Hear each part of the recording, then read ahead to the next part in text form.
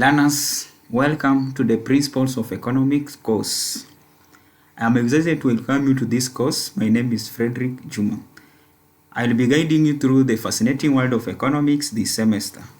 With my background in economics matter, I am eager to share insights and help you grasp both the fundamentals, principles, and real-world application of economics. Economics, being a study of how individuals, businesses and government makes choices about allocating limited resources. This course will provide you with a solid understanding of key economic concepts including supply and demand, market structure, and the role of government and the global economy. By the end of this course, you'll be able to understand the basic principles of microeconomics and macroeconomics, analyze economic problem using theoretical models, evaluate the impact of government policies on the economy, apply economic reason to the real-world situation. The course is divided into 3 modules, each focusing on a specific area of economics. This is Introduction to Economics, Understanding Scarcity, Opportunity Cost, and the Basics of Supply and Demand. Demand Analysis, which will discuss the whole concept of demand of goods and services, and then finally the Supply of Analysis, which will discuss the whole concept of supply of goods and services. Each topic will consist of lectures, readings, discussion, and problem-solving exercises. We'll also incorporate case studies to connect theory with real-world scenarios. What we expect is active participation in discussion and activities crucial for deep understanding. We also expect assignments. There will be regular assignments designed to reinforce the concept of learning in class, and then we'll have assessment. Your knowledge will be evaluated through quizzes, midterm exam, and final projects. There will also have collaboration, where we'll be occasionally working in groups to foster collaboration and diverse thinking. I encourage you to approach this course with curiosity and open mind. Economics is not just about numbers, it's about understanding the forces that shape our world. Together, we will explore how economic principles affect everything from personal choice to global market. Looking forward to a productive and enlightening semester. I wish you good luck.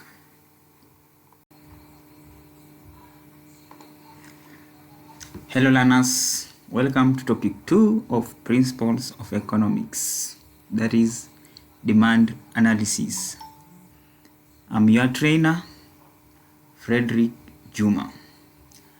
In topic 1, we learned about Introduction to Economics, where we looked at the meaning of economics, the scope of economics, economic resources, and resource allocation. In this topic, I'm going to take you through the following subtopics. We are going to learn about the concept of demand, law of demand, types of demand, shift and movement along the demand curve, factors that cause shifts in demand curve, factors that determine demand of a product, the concept of elasticity of demand, and lastly, types of demand.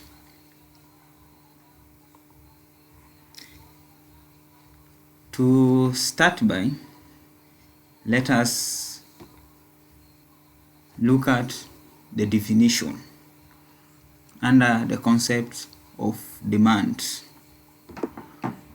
Demand is the quantity per unit of time which consumers, that is households, are willing and able to buy in the market at alternative prices. Other things held constant. The quantity demanded is the amount of a product people are willing to buy at a certain price. The relationship between price and quantity demanded is known as the demand. The term demand here signifies the ability or the willingness to buy a particular commodity at a given point of time. And effective demand is the ability to buy a commodity supported by the willingness to buy. Thus, the desire to buy but no money, or having money but not willing to buy, is not a demand. Hence, it's called desire. Learners, let us now look at the law of demand. The law of demand states that if all other factors remain equal, the higher the price of a good, the less people will demand that good. In other words, the higher the price, the lower the quantity demanded. The amount of good that buyers purchase at a higher price is less because as the price of a good goes up, so does the opportunity cost of buying that good. And as a result, people will naturally avoid buying a product that will force them to forego the consumption of something else they value more. The chart below shows that the curve of a demand is a downward slope. As you can see, the relationship between price and quantity in that graph.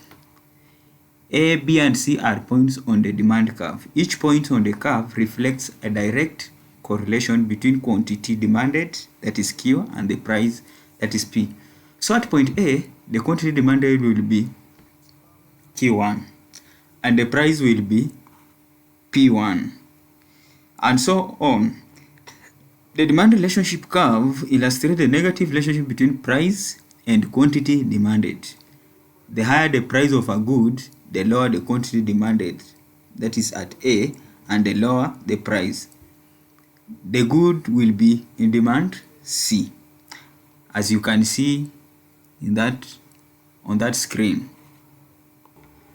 Learners, but there's a situation where the law of demand does not uphold. This is called abnormal demand curve.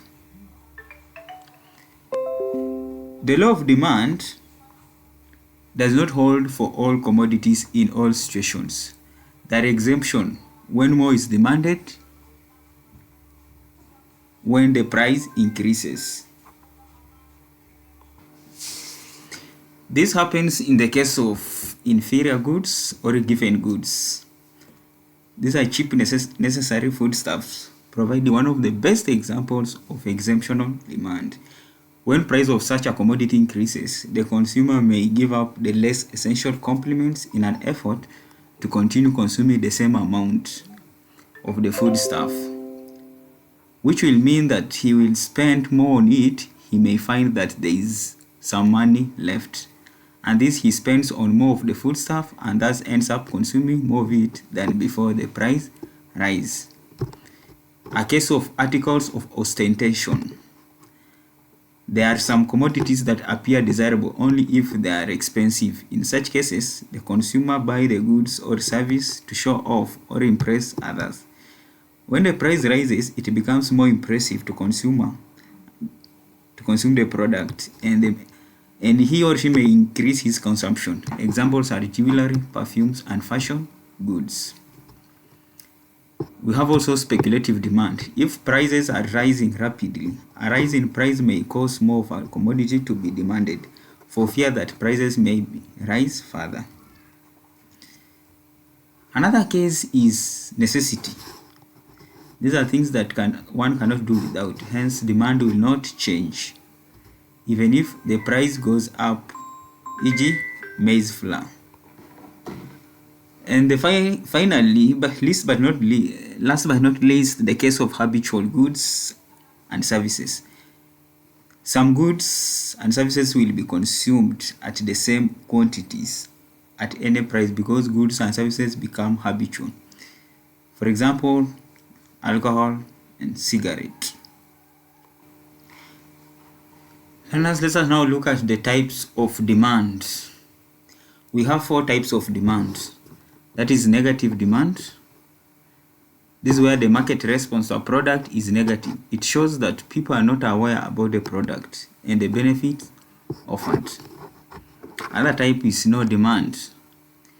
is a type of demand that occurs when people are unaware about the existence of a product. They have insufficient information about a product or service, or due to the consumer's indifference. We have latent demand as another type. It is a type of demand that exists in the market where there is a gap between desirables and the available. And last but not least is seasonal demand. These are demand that arises with seasonal changes where products are required only at a certain period of time. Let us now look at the shift and movement along the demand curve. To start by, let us look at the movement along the demand curve. Movement along the demand curve refers to a change along a curve. On the demand curve, a movement denotes a change in both price and quantity demanded from one point to another on the curve. The movement implies that the demand relationship remain consistent. Therefore, a movement along the demand curve will occur when the price of the good changes at the quantity and the quantity demanded changes in accordance to the original demand relationship. In other words, a movement occurs when a change in the quantity demanded is caused only by a change in price, and vice versa. As you can see, a graph depicting movement along the demand curve. So when price falls from point P1 to point P2, quantity demanded increases from point Q1 to Q2, and movement along the demand curve is from A to B. Conversely, when price rises from P2 to P1, quantity demanded falls from Q2 to Q1, and movement along the demand curve is from B to A. Let us now look at the shift in demand curve.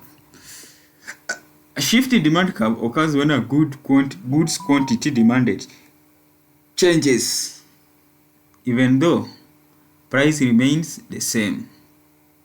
This occurs when at the same price, consumers are willing to buy a higher quantity of goods. The position of the demand curve will shift to the left or right, following a change in an underlying determinant of demand. Increases in demand are shown by a shift to the right in the demand curve. This could be caused by a number of factors such as a rise in income, a rise in the price of a substitute, or a fall in the price of a complement. Conversely, demand can decrease and cause a shift to the left of the demand curve for a number of reasons, including a fall in demand, a fall in income, assuming a good is a normal good, a fall in the price of a substitute, and a rise in the price of a complement. Decreases in demand are shown by a shift of the demand curve to the left as explained in the figure below. As you can see in that figure, DD represents the initial demand before the changes. When demand increases, the demand curve shifts to the right from position DD to D2. The quantity demanded at price P1 increases from Q1 to Q1 apostrophe. Conversely, a fall in demand is indicated by a shift to the left, as you can see of the demand curve, from D2 to DD. The quantity demanded at price P1 decreases from point Q1 to Q1 apostrophe. Having looked at the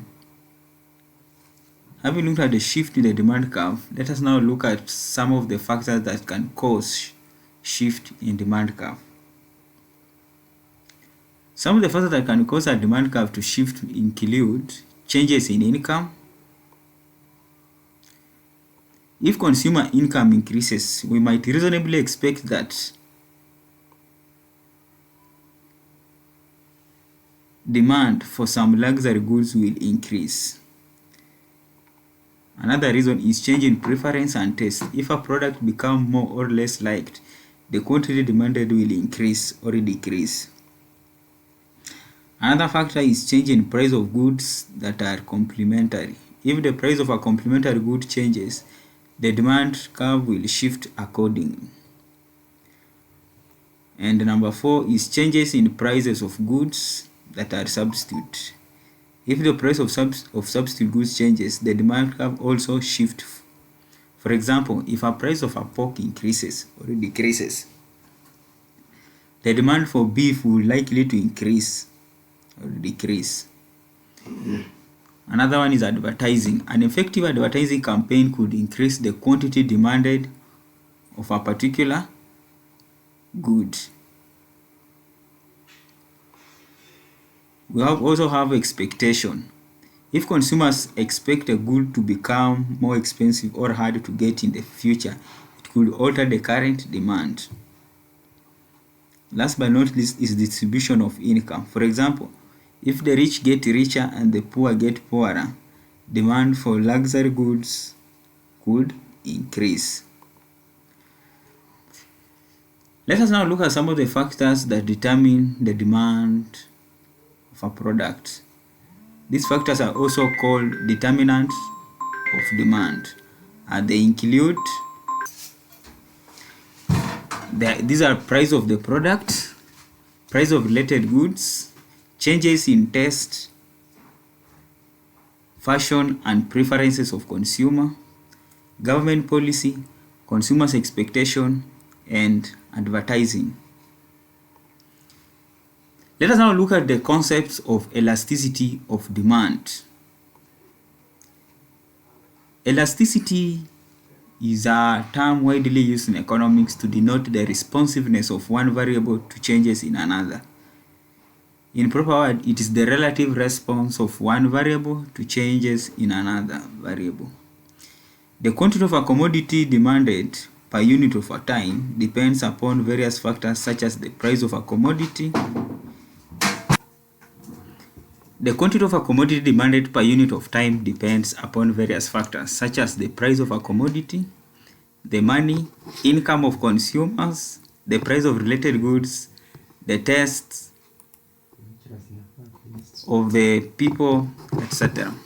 Whenever there is a change in any of the variables stated above, it brings about change in the quantity of the commodity purchased over a specified period of time.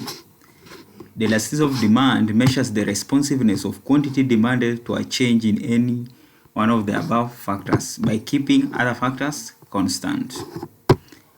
When the relative responsiveness or sensitiveness of the quantity demanded is measured to change in its price, the elasticity is said to be price elasticity of demand. And when the change in demand is as a result of the given change in income, it is said to be income elasticity of demand. Sometimes a change in the price of one goods causes a change in the demand for the other. The elasticity here is called cross elasticity of demand. Let us now look at the types of elasticity of demand. We have price elasticity of demand. This is the degree of responsiveness of quantity demanded of a good to a change in its price. It is the ratio of proportionate change in the quantity demanded of a good caused by a given proportionate change in price, holding constant all the other determinants of demand, such as income. To measure the price elasticity of demand, we get the proportionate or percentage change in income in demand. We divide by the proportionate change in price, as shown below, where Q is the change in quantity and Q is the initial quantity demanded. Change in P is the change in price, P is the initial price, and ED is the price elasticity of demand. The concept of price elasticity of demand can be used to divide the goods into three groups, that is elastic. When the percentage change in quantity of a good is greater than the percentage change in its price, the demand is said to be elastic. When elasticity of demand is greater than 1, A fall in price increases the total revenue or expenditure, and a rise in price lowers the total revenue expenditure. We have another concept which is unitary elasticity.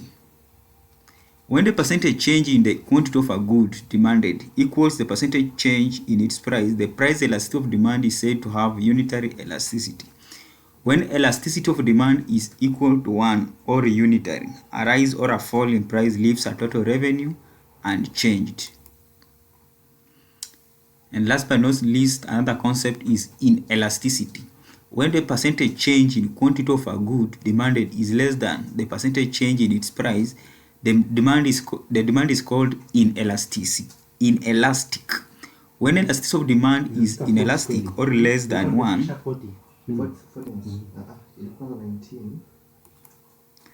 when elasticity of demand is inelastic or less than 1, a fall in price decreases total revenue, and a rise in its price increases total revenue. Factors influencing price elasticity of demand. We have price elasticity of demand. We have nature of commodity, availability of substitutes, number of users, durability of commodity, and consumers' income.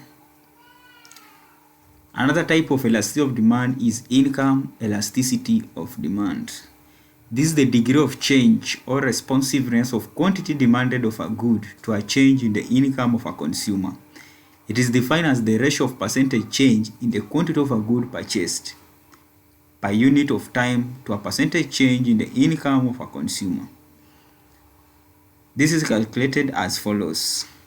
A proportionate change, that is percentage change in demand, divided by the proportionate change in income, as shown below, where change in Q is the change in the quantity demanded, Q is the initial quantity demanded, and Y is the change in income. Y is initial income and E1 is the income elasticity of demand. The third type of elasticity is cross elasticity of demand. The concept of cross elasticity of demand is used for measuring the responsiveness of quantity demanded of a good to changes in the price of related goods. Cross elasticity of demand, therefore, is defined as the percentage change in the demand of one good as a result of the percentage change in the price of another good. The formula for measuring cross elasticity of demand is the proportionate, that is percentage change in demand of a commodity A. Then you divide by the proportionate percentage change in the price of commodity B. Let's now look at some of the importance of cross elasticity. The knowledge of cross elasticity is necessary when the government wants to impose a tariff on an imported commodity to protect a domestic industry. Another one is that firms need to know the cross elasticity of their products and substitute products when contemplating price rises. And another important is firms also need to know the cross elasticity of the products and complements to plan their production. Class, this marks the end of topic 2. In summary, we have learned the concept of the demand, determinants of demand of product, and various types of elasticity of demand. Attempt the review questions below and submit through your class rep. Let's meet in the next class. Thank you.